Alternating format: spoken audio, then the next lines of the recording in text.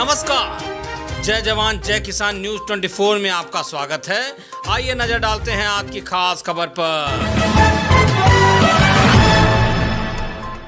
Divine light public inter college Etawah से Agra national highway 2 पर स्थित है। डिवाइन लाइट इंटर कॉलेज के निर्देशक राम नरेश यादव ने सारा जीवन शिक्षा के क्षेत्र में ही लगा दिया है।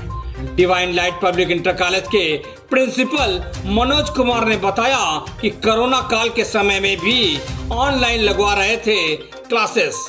Divine light public inter college के प्रिंसिपल मनोज कुमार ने कहा कि शिक्षा उस शेरनी का दूध है जो पिएगा वह दहाड़ेगा। उन्होंने कहा कि बच्चों के ऊपर कोरोना के बाद से दे रहे हैं विशेष ध्यान। मनोज कुमार ने कहा है कि अपने जीवन में सिर्फ शिक्षा को आगे बढ़ाने के लिए हमने यह कदम उठाया है। देखिए इटावा से संपादक कुमार गौरव और पवन कुमार की ये खास रिपोर्ट।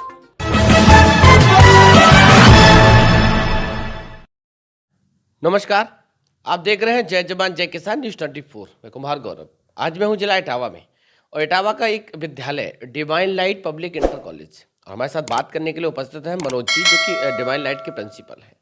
बात करने का और जानने का प्रयास करता हूं, क्योंकि 2 साल कोरोना काल बीत जाने के बाद विद्यालय और शिक्षा प्रणाली दोबारा से स्टार्ट हुई है। बात करने का और जानने का प्रयास ये भी करता हूं कि किस तरीके के चैलेंजेस रहे। 2 साल विद्यालय शिक्षा व्यवस्था उत्तर प्रदेश की नहीं, देश की भी बिल्कुल ध्वस्त रही। इस बार बच्चों का मनोबल बहुत टूट गया था।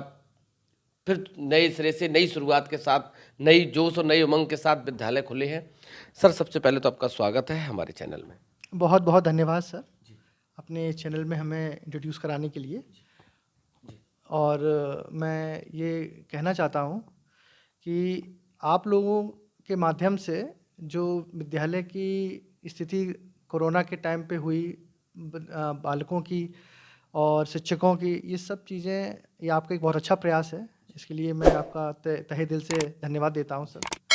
मनोज जी, आपने देखा जिस तरीके से कोरोना काल में देश में महामारी आई, पहले ऐसी कभी महामारी नहीं आई। लाखों लोग बेरोजगार हो गए, रोजगार चला गया, लाखों लोगों की जान चली गई। जिस तरीके से शिक्षा व्यवस्था पूरी तरीके से, पहले से ही उत्तर प्रदेश की शिक्षा व्यवस्था कितनी अच्छी है आप भी जानते हैं और हम भी जानते हैं।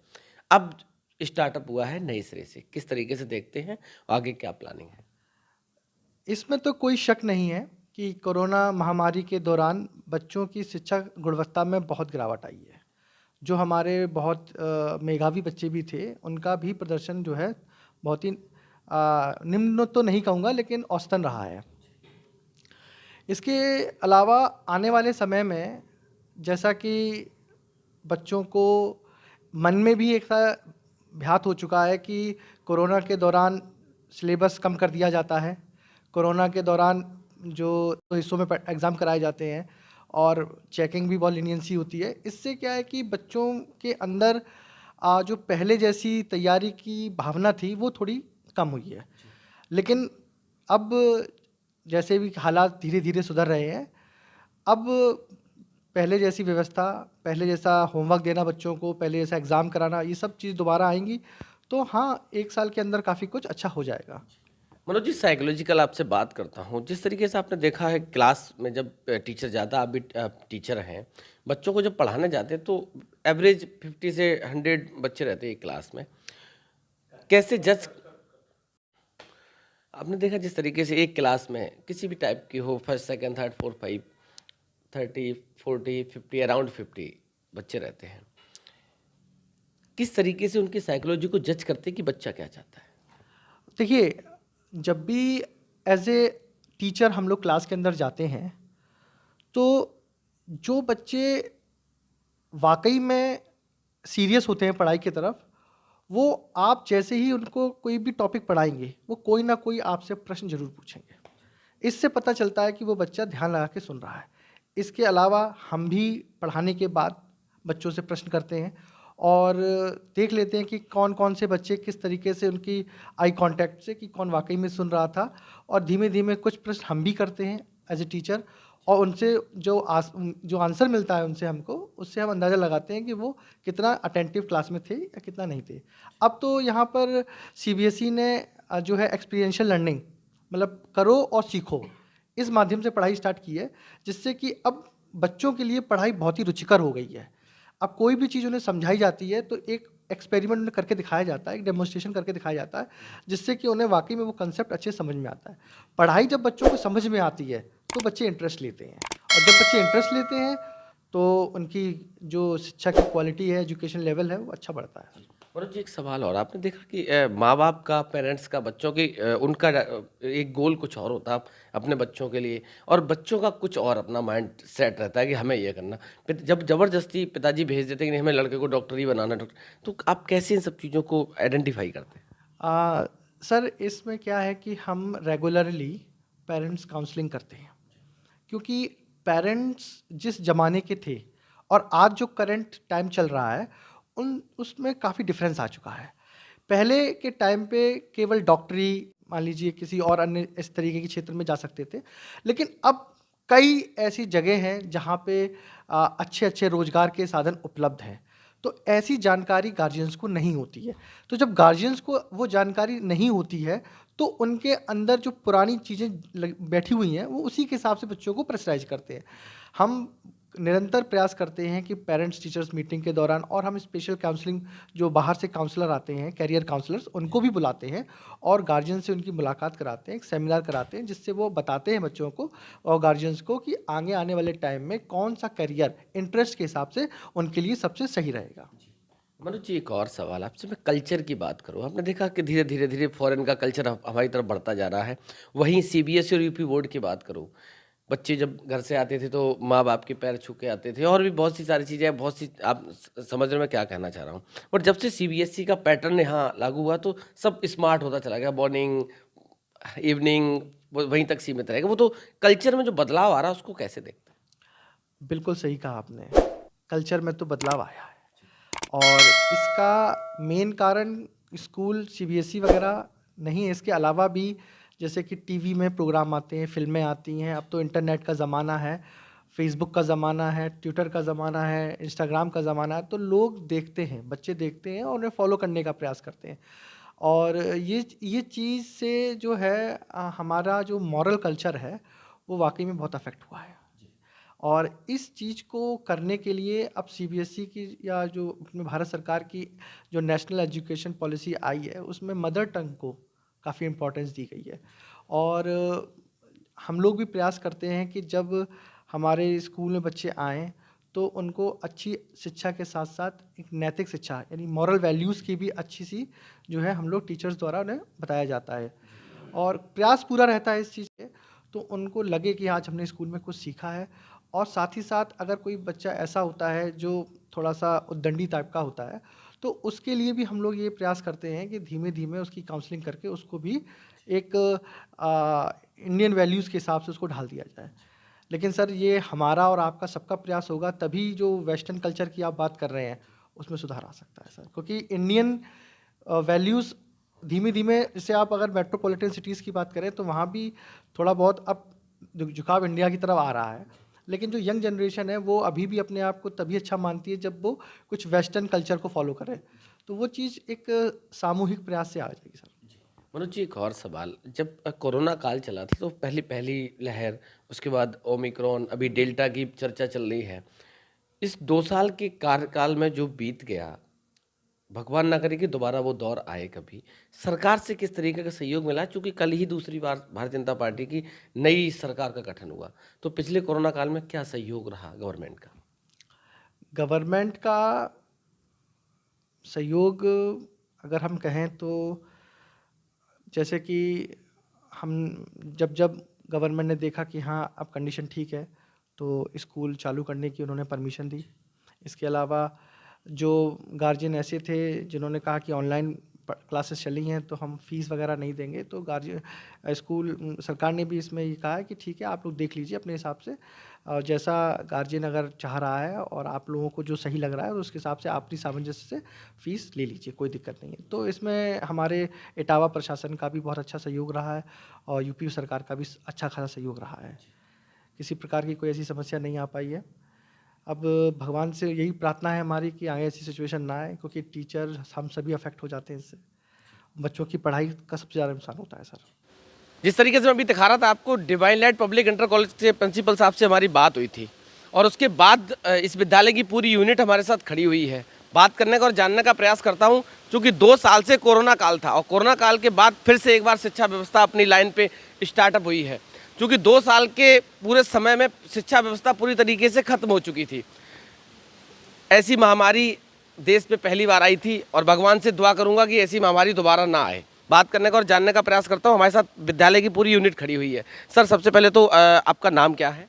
जयवीर सिंह चौहान। जी, जयवीर जी, किस सब्जेक्ट के टीचर हैं आप? मैं हिंदी प्रवक्ता हूँ। जी, हिंदी। 2 साल कोरोना काल था, उसके बाद स्टार्टअप हुआ है, कैसे देखते हैं और कौन कौन सी चुनौतियों का सामना करा? देखिए, 2 साल जो कोरोना का जो समय बीता बहुत दुखद था, हमारे लिए भी था और गार्जियन के लिए भी था, क्योंकि बच्चे बाहर निकल नहीं सकते थे। जो नौजवान और छोटे बच्चे थे उनके लिए और भी ज़्यादा था। लेकिन मैंने घर पर जाकर ऑनलाइन पढ़ाई करके बच्चों को बहुत आगे बढ़ाने की कोशिश की और हमारे जो नवनियुक्त प्रधानाचार्य जब से कार्यभार संभाला, उन्होंने हमारा बहुत सहयोग किया। उस सहयोग से हमारे बच्चे उतना तो नहीं, लेकिन फिर भी कोरोना का असर शिक्षा पर बहुत विपरीत पड़ा और इसके लिए हम अपने विद्यालय, अपने प्रधानाचार्य को धन्यवाद देते हैं। उन्होंने ऐसे समय पर बच्चों के प्रति जो नीति अपनाई और हम सबको मार्गदर्शन दिया, उसका मैं बहुत उनका आभारी हूँ। क्या नाम है आपका? सचिन जैन। जी, सचिन जी, अभी आपने देखा सर बात कर रहे थे ऑनलाइन क्लासेस की। क्या डिफरेंसेस रहते हैं ऑनलाइन और जी, ऑफलाइन ऑनलाइन में अंतर इतना ही रहता है कि बच्चे ऑफलाइन में ज़्यादा अटेंटिव रहते हैं और ऑफलाइन में उतना रुझान नहीं रहता, ऑनलाइन में उतना रुझान नहीं रहता उन बच्चों का। तो फिर भी हमको रुझान लगा सकते थे, लगाया। डेली कॉलिंग की गई, बच्चों के पेरेंट्स से भी बातचीत की गई है हम लोगों की तरफ से। हम लोगों ने जितनी कोशिश करी हो पाई की है और बच्चों को ऑनलाइन क्लासेस में ज़्यादा से ज़्यादा अटेंड करवाया। आप युवा हैं, इस लाइन को क्यों चुना? जी, मेरा लाइन को चुनने का जैसे तो किसी भी लाइन में जा सकते थे, कॉर्पोरेट सेक्टर या फिर डॉक्टर या फिर किसी भी लाइन में जा सकते थे। लेकिन मैंने ये देखा कि जो भी ये बिजनेस सीखते हैं या फिर डॉक्टर बनते हैं, इंजीनियर बनते हैं, सब बनते तो टीचर की वजह से ही है ना, सभी शिक्षक की वजह से ही बनते हैं। अभी आपसे एक और क्या नाम क्या है आपका? सर, हमारा नाम कुलदीपक। अभी ऑनलाइन क्लासेस की बात कर रहा हूँ आपसे। 2 साल से आपने देखा जिस तरीके से ऑनलाइन क्लासेस चल रहे थे, सुनने और देखने में ये आया कि ऑनलाइन क्लासेस के बाद मोबाइल का बच्चों ने दुरुपयोग ज़्यादा किया। उसका क्या देखते हैं, क्या इफेक्टिव है? इस चीज़ को जी सबसे पहले गार्जियंस को देखना चाहिए कि हमारे बच्चे जितनी देर पढ़ाई कर रहे हैं उतनी देर मोबाइल का यूज़ करें और सही यूज़ करें, क्योंकि मोबाइल आज की दुनिया में आप जानते हैं कि मोबाइल का जितना सदुपयोग है उतना दुरुपयोग भी है। तो इस चीज़ को गार्जियंस को खासतौर पर ध्यान देना चाहिए। मैम, क्या नाम है आपका? रेखा यादव। रेखा जी, किस सब्जेक्ट की टीचर हैं आप? इंग्लिश। इंग्लिश की टीचर हैं। कोरोना काल था, 2 साल बिल्कुल सब कुछ बंद रहा, उसके बाद 2 साल ऑनलाइन क्लासेस वगैरह जो भी चली, अब दोबारा से स्टार्टअप हुआ है। क्या क्या प्रयास करेंगी पूरी शिक्षा व्यवस्था को लाइन पे लाने के? कि वैसे तो वही ऑनलाइन क्लासेस चलती हैं, उसमें भी काफ़ी कुछ प्रिंसिपल सर के सहयोग से इतना ज़्यादा वो बना रहा कि डिस्टरबेंस नहीं हुआ, क्योंकि बच्चों का हुआ वही, जैसे सर ने बताया कि फ़ोन का दुरुपयोग बहुत ज़्यादा हुआ बच्चों ने, लेकिन उसके फ़ायदे बहुत ज़्यादा हैं। अगर फ़ोन देखा जाए तो बिना फ़ोन के आजकल पढ़ाई भी नहीं हो सकती है। ऑनलाइन जो ज़्यादातर सारी क्लासेस ऑनलाइन ही चल रही हैं, अभी भी बाहर भी, और बड़ी क्लासेस भी ऑनलाइन चल रही हैं। तो हम लोग को बहुत ज़्यादा उससे फ़र्क नहीं पड़ा ऑनलाइन क्लासेस, तो बच्चे भी अभी एक्टिव हैं। क्या नाम क्या है आपका? दीक्षा। दीक्षा जी, आप युवा हैं, मोबाइल के क्या क्या फ़ायदे रहे 2 साल के कोरोना काल में बच्चों ने पढ़ा, तो क्या लगता है आपको मोबाइल से ज़्यादा सीखते हैं या फिर ऑफलाइन ज़्यादा? नहीं, ऑब्वियस सी बात है कि हम प्रेजेंट जब रहते हैं तो फिजिकली प्रेजेंट में पढ़ाई का ज़्यादा असर होता है, क्योंकि ऑनलाइन में बच्चे डाइवर्ट ज़्यादा हो जाते हैं, कहीं ऑनलाइन क्लास ले रहे हैं फिर कहीं और देखने लगते हैं, क्योंकि बच्चों का माइंड है वो थोड़ा सा चंचल तो होता ही है, यहाँ से वहाँ हो ही जाता है। लेकिन जो हम क्लास में पढ़ाते हैं उसमें ज़्यादा बच्चे कंसनट्रेट करते हैं, तो अच्छा ही रहेगा आगे जो रहेगा। सबसे कौन सा अच्छा कदम आप उठाएंगी व्यवस्था को लाइन पे लाने के लिए? सबसे पहले तो बच्चे जितनी तेज़ी से पीछे गए हैं कोरोना की वजह से, जो 2 साल वो कवर नहीं कर पाए हैं, उसको उनका पूरा कवर करना है, उनका बेस फिर से मजबूत करना है, उसके बाद आगे का देखेंगे फिर। क्या परिवर्तन आपने देखा 2 साल के बाद जब बच्चों को दोबारा आपने क्लास अटेंड करी? बस यही है कि बच्चे अभी कम पढ़ पा रहे हैं, जो पीछे चले गए 2 साल में, उन्हें लाइन पे लाने में थोड़ा समय लगेगा, लेकिन हम लोग पूरा प्रयास करेंगे और गार्जियंस के सहयोग से उन्हें आगे लाने की कोशिश करेंगे। मनोज जी, एक सवाल आपसे भी है। जिस तरीके से आपने देखा कि अभी सब लोग अपना अपना एक्सपीरियंस बता रहे हैं, 2 साल के बाद अभी मैडम बता रहे थे कि जो सीखा था बच्चे भूल गए, तो क्या लगता है आपको कवर होने में कितना समय और लगेगा? कोरोना काल के दौरान जो बच्चों के अंदर पढ़ाई के प्रति जो रुचि थोड़ी कम हुई है, उस चीज़ों को टाइम पे लाने के लिए लगभग 1 से 1.5 साल का समय लग सकता है, क्योंकि एक बार करीब 6-7 महीने के लिए लगातार स्कूल खुल जाएगा, बच्चे आने लगेंगे, पेरेंट्स के मन में भी डर ख़त्म हो जाएगा स्कूल भेजने का, तो धीमे-धीमे वही रूटीन स्टार्ट होगा। तो 6 महीने 1 साल करते-करते लगभग ये गाड़ी लाइन पे आ जाएगी। मैक्सिमम 1 ईयर में 1 ईयर 1.5 ईयर में सब कुछ ट्रैक पे आ जाएगा, अगर सिचुएशन ऐसी रही। धन्यवाद सर बात करने के लिए।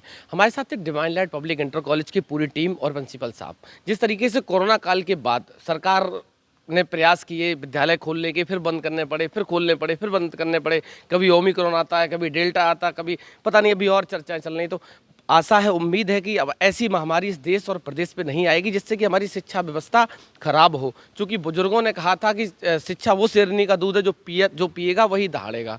तो इसी आशा और उम्मीद के साथ आप लोगों की भविष्य के लिए शुभकामनाएं न्यूज़ 24 की तरफ से, और आशा करूंगा कि बच्चे हमारे देश के भविष्य हैं और अपनी जिम्मेदारी का बहुत ईमानदारी के साथ निर्वहन करें। इसी आशा और उम्मीद के साथ हमारी तरफ से आप सब लोगों को बहुत बहुत बधाई, बहुत बहुत शुभकामनाएं। धन्यवाद।